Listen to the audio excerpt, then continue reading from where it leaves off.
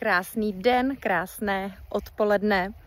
Moc vás všechny zdravím jak známé tváře, se kterými jsme se už potkali, ať už to bylo během společných individuálních konzultací nebo na nějakém společném webináři. A zdravím taky nové tváře a vám bych se ráda představila. Moje jméno je Markéta Hajková a krom toho, že jsem maminkou 13letých kluků dvojčat, tak jsem i koučkou v týmu Life Academy a ambasadorkou projektu Negramotný rodič. Já bych s váma dnes velmi ráda otevřela jedno takové rodičovské téma, protože mi v poslední době chodí spousta dotazů, potřebujete pomoct, poradit. A ještě než se uskuteční náš celodenní workshop na téma negramotný rodič a jak uspět jako rodič, tak jsem se rozhodla dnešní odpoledne, dnešní chvilku věnovat právě tady tomu tématu, o které si píšete vlastně nejvíc. A tím tématem je, jak zvládat svoje emoce, když mě dítě naštve, vytočí, rozlobí, protože známe to určitě všichni, takovou tu klasickou situaci, kdy po nás dítě něco chce, my na něj nemáme čas, ono začne dělat naschvály, anebo nás začne schválně vytáčet, tak aby dostalo vlastně naše emoce pod kontrolu. A my se zkrátka vytočit necháme, bouchneme, křičíme, řekneme něco, co nás potom později mrzí. A pak večer u televize nebo v posteli si říkáme, já jsem to zase nezvládla. Já jsem to, i když to vím, i když jsem si 100krát řekla, že to začnu dělat jinak, tak jsem to zase nezvládla, zase jsem bouchla a teď mě to mrzí. Poznáváte se v tom? I já jsem tohle téma v prvních letech rodičovství intenzivně řešila, protože když se mi v 25 letech narodili kluci, synové, tak nám vlastně do výhradní péče přibyly ještě děti z manželova prvního manželství. Takže vlastně najednou jsem měla 4 děti, na výchovu jsem byla primárně sama a o emocích bych tehdy mohla psát knihy, i když jsem se, respektive o nezvládnutých emocích. A i když jsem se snažila se vzdělávat, i když jsem se snažila, byla jsem si toho vědoma a sebereflexe tam byla, tak vlastně jsem stále selhávala, nešly mi ty věci vníst do praxe.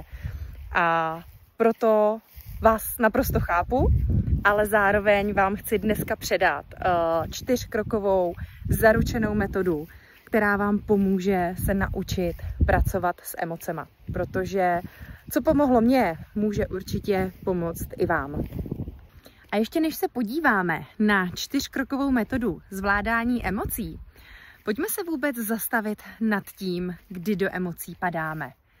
Co jsou ty situace, které nás do emocí dostávají? Proč vlastně emoce ovládají nás? Vlastně většinou se do emocí dostáváme, když nám buď krátkodobě intenzivně, anebo dlouhodobě není dobře. Když nemáme hezký vztah sami se sebou, když nemáme v rovnováze svoje životní oblasti, svůj život, když nás něco vytočí, někdo nám takzvaně šlápne na kuří oko, to bývá vlastně takovej ten intenzivní nástup emocí. A tady je důležité si uvědomit, že zodpovědnost za naše emoce si neseme jenom my sami. Velmi často jsem v dětství slýchávala, kdybys mě nenaštvala, tak jsem na tebe nemusela křičet. Nebo kdybys to udělala napoprví, tak jsem nemusela bouchnout. Nebo kdybys mě poslechla hned, tohle by se vůbec nedělo. Takže sama jsem se v dětství naučila, že za emoce rodičů zodpovídám já. Dneska vím, že už to tak není. Dneska vím, že už to byly jenom jejich nezvládnutý, nespracované emoce. A snažím se svým dětem nepředávat to samé dál. Takže základem je uvědomit si, že za svoje emoce si zodpovídáme každý sám. A Už jsme zmínili, nebo už jsem zmínila to, proč se do emocí dostáváme, nebo do nízkých emocí dostáváme, ať už je to vztek, zlost, zloba, agresivita, strach. A je to tím, že nám vlastně není hezky, není nám dobře, ať už dlouhodobě, krátkodobě. A když už se do emocí přece jenom dostaneme, tady je 4kroková zaručená metoda, jak tu situaci dál ještě neprohlubovat, nezhoršovat a jak s ní vlastně pracovat tak, aby se to příště už nedělo nebo aby to nebylo tolik intenzivní. Takže krok číslo 1 je emoce zastavit. Emoce v ideálním případě si uvědomit, zastavit, navnímat se sama na sebe, jak se cítím, co cítím, jestli cítím vztek nebo cítím strach. A pokud to půjde, tak ty emoce ideálně i nahlas pojmenovat. Pojmenovat, jak se cítím. Pojmenovat, teď do mě vjel strašný vztek, nebo teď se strašně bojím.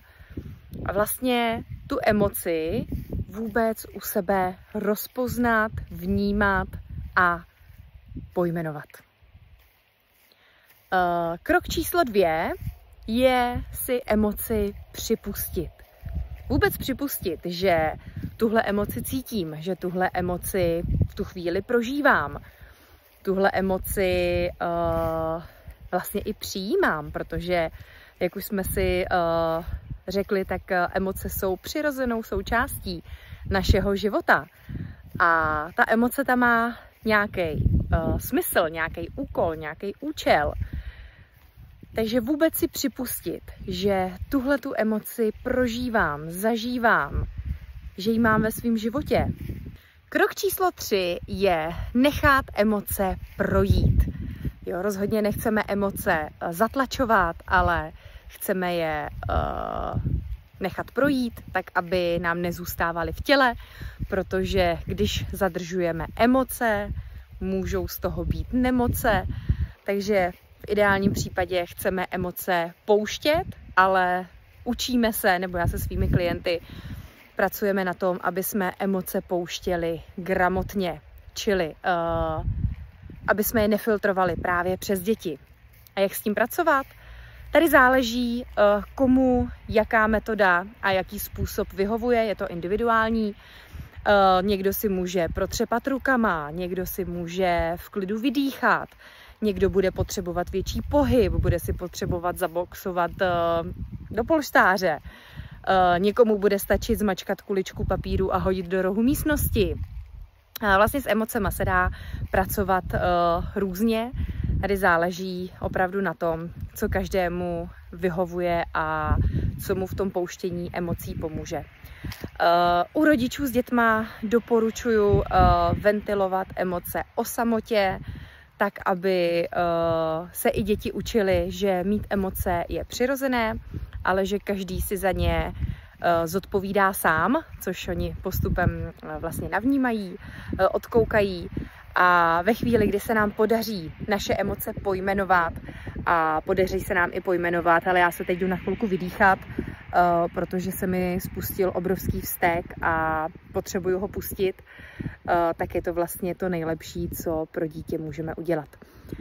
No a krokem číslo 4 je reflexe, kdy vlastně se vůbec zastavíme nad tím a uvědomíme si, co nám emoce způsobilo, co nás do tady těch emocí dostalo, co bylo vlastně tím zdrojem, jestli to byla nějaká dlouhodobá nespokojenost nebo nějaká dlouhodobá únava, nebo jestli to bylo krátkodobý takzvaný šlápnutí na kuří oko, jestli se nás něco dotklo, něco nás intenzivně vytočilo. A tady to je pro vás obrovsky důležitý a cenný materiál, se kterým vlastně dál můžete pracovat, protože právě tohle jsou naše vzorce chování, vůbec naše vzorce, které jsme si přinesli z původního rodinného hnízda.